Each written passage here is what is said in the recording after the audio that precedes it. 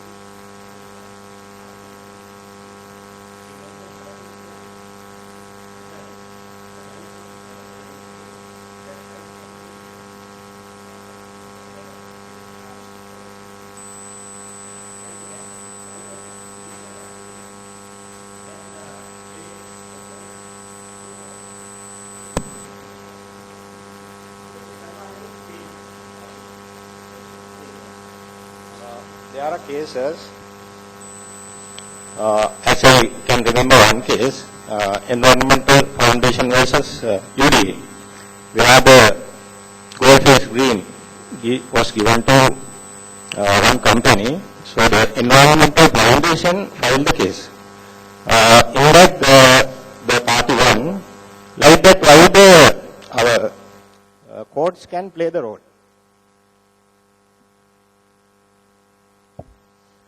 Thank you very much for two valuable questions.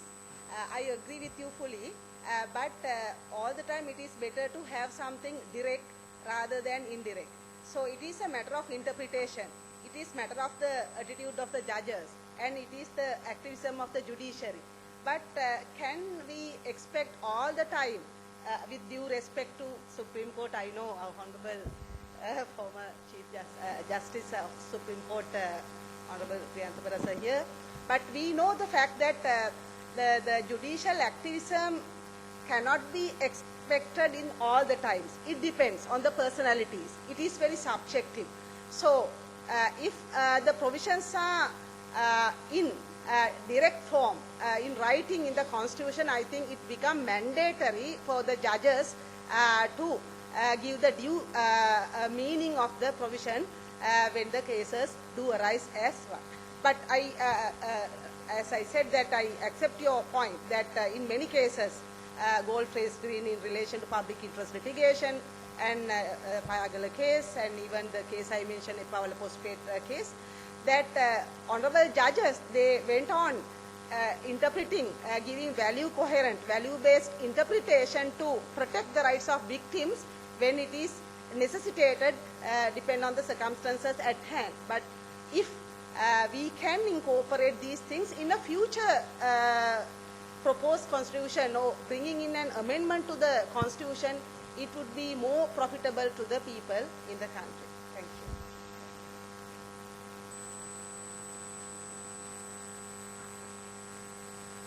Yes.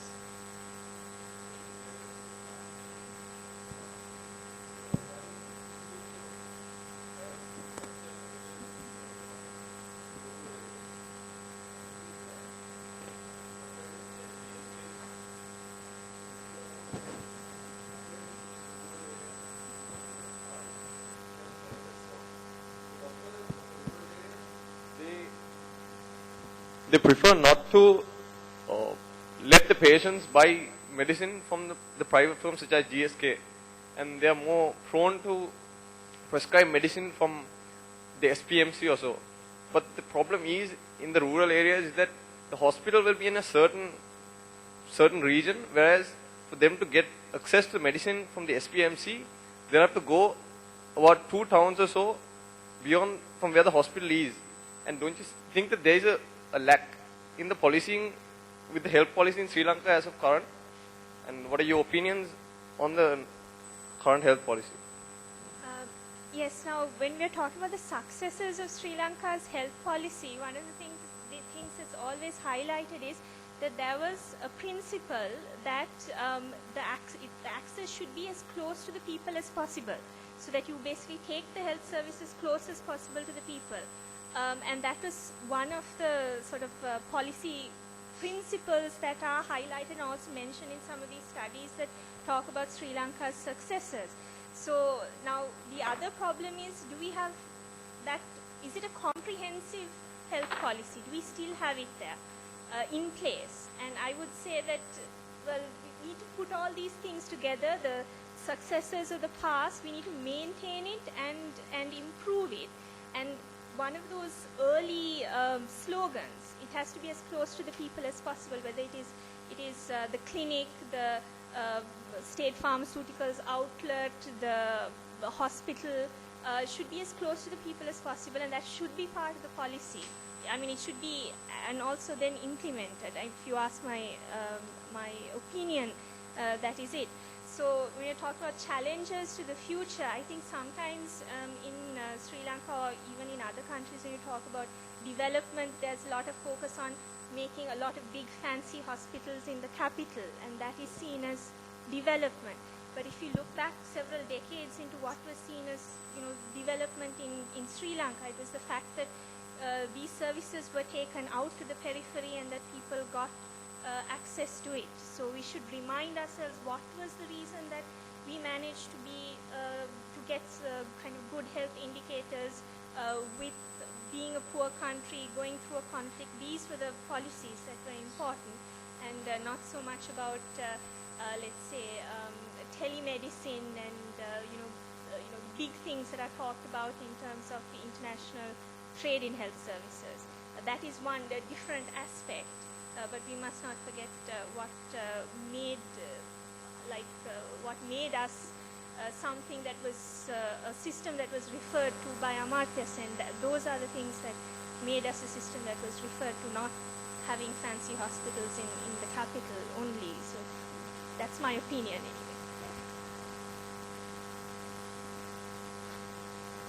I have a question to Mrs. Vasanta Senurath. This is regarding judiciary giving verdicts on certain legislative policy things. Like, for an example, is a quoting which the court will not be the experts on that. It goes to the policy makers. And a few other judgments, very critical judgment to the national development or national trade. So how do you interpret that the court involving in such scenarios where other countries does not involve in such judgments where they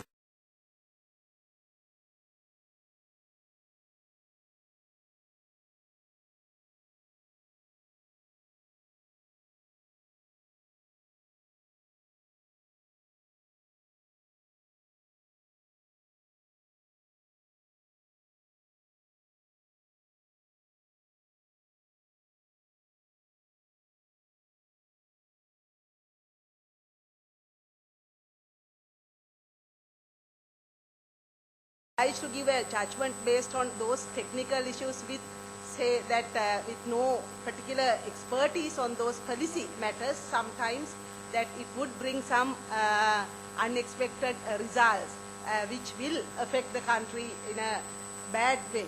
So my answer is that how those matters do come before the courts. But the matters do come before the courts when some people become aggrieved due to certain policies or certain decisions taken by the other two institutions of the government, per se, maybe due to some policies implemented by the executive level, or maybe due to some laws passed by the parliament, then certain people or categories of people or individuals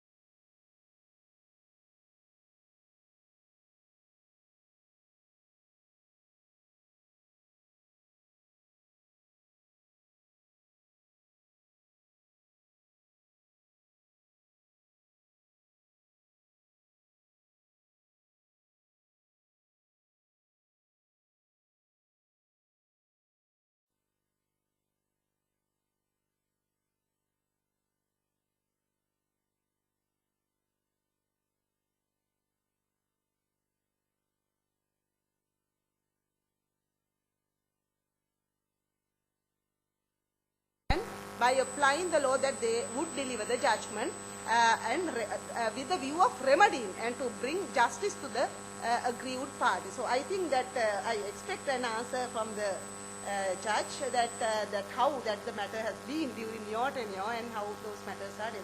Thank you.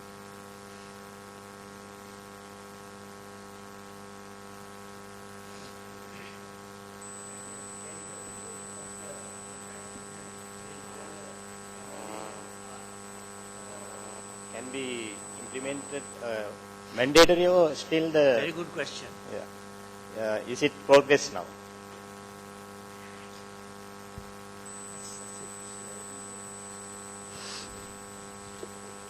It is now my task to sum up all the discussions that have taken place here. Before I proceed, may I answer the question that was posed to me by the last gentleman who wanted to know about how recommendations of the Human Rights Commission are given effect to.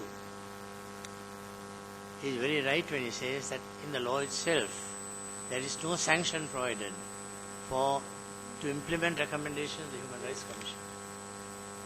Now that is a very, very important aspect that our Commission has taken account of. And we are in the process of drafting legislation advising the government to amend the law, giving some type of sanction to the recommendations made by the Human Rights Commission. But after I took over as chairman of the Commission, I have devised a practical method of dealing with this problem. Now we make a recommendation and we direct the parties to comply with the recommendation within 2 weeks. If the recommendation is not complied with, the parties are summoned before the chairman for an inquiry. And I pose the question to the party that has not complied as to whether he could justify his stand. If they can justify, certainly we will review the matter. Otherwise, I give them an ultimatum and say, comply or take the consequences.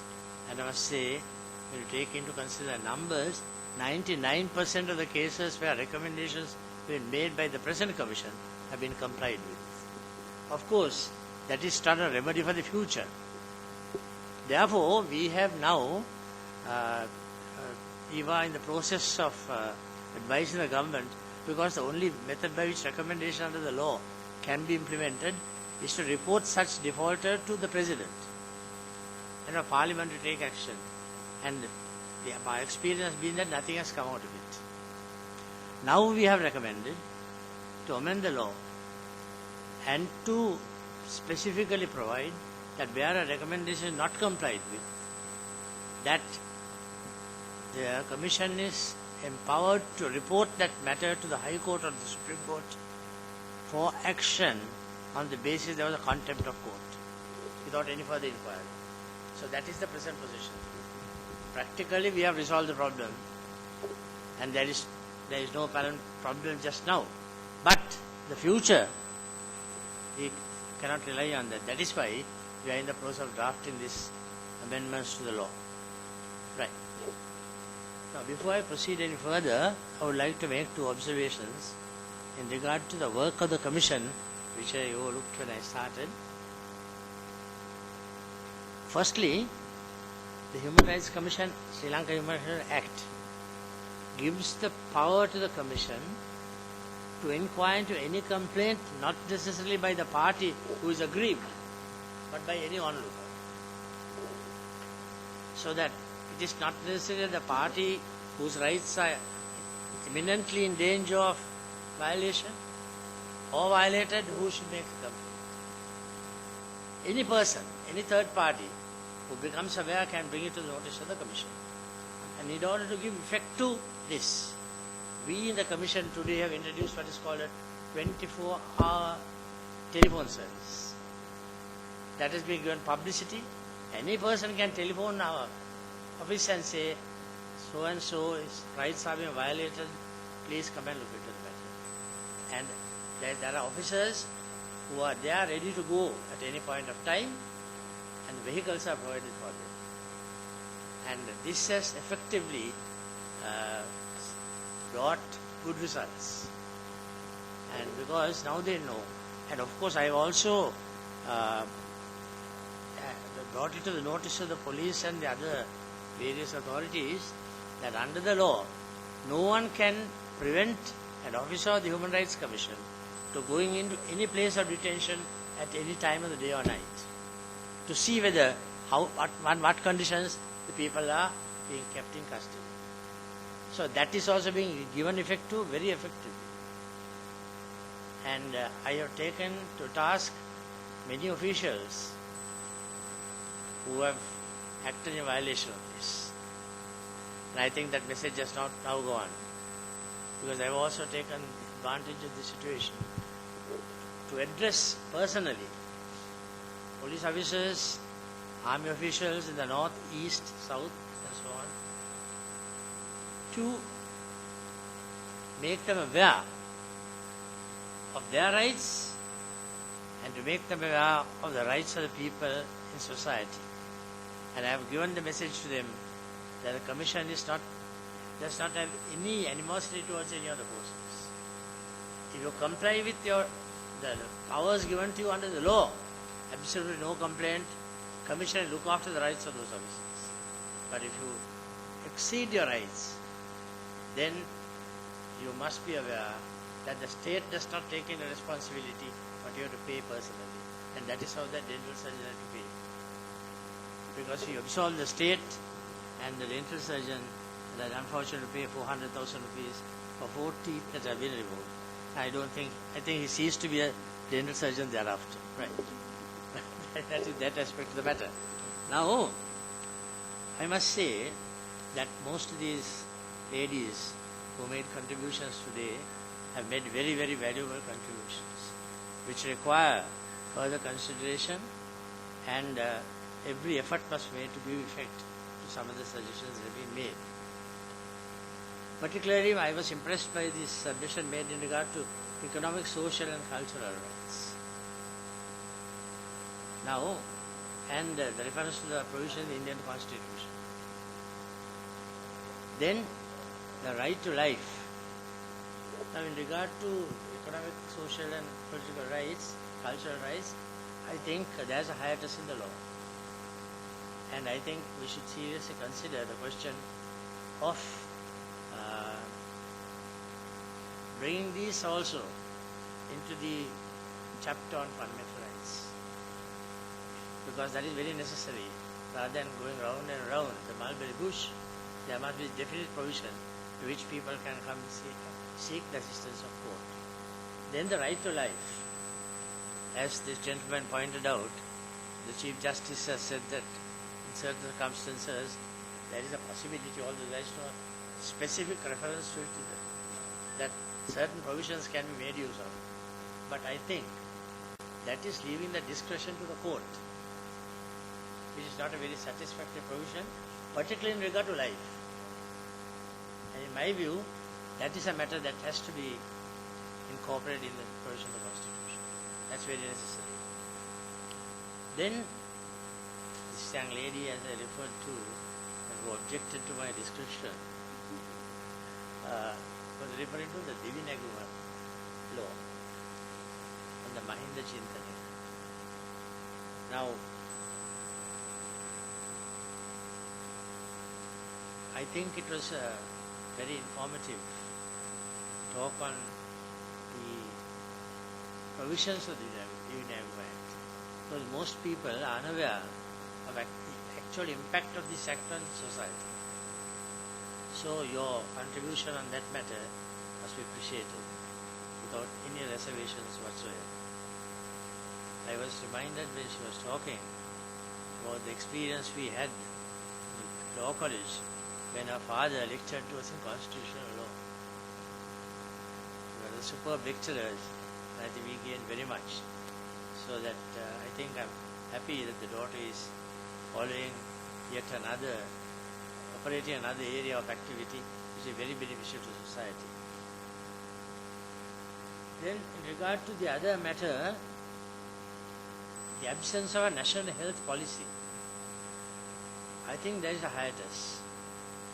And it is very necessary from the point of view of society in general in this country that there must be a national policy in regard to health which must be given effect to by the state. That's a very good suggestion, and I would commend it to the government to take serious notice of this recommendation. And last but not least, the comparative analysis on protective women's rights, human rights in conflict situations in Sri Lanka and Rwanda. I think it is a very good analysis, and I think your contribution in that field is very, very appreciated. So that I'm happy to have associated myself today with you, and some good questions were asked by some of the individuals who were here in regard to the matters that were discussed, and that shows that the speakers have very clearly indicated what they had in mind, so that all of us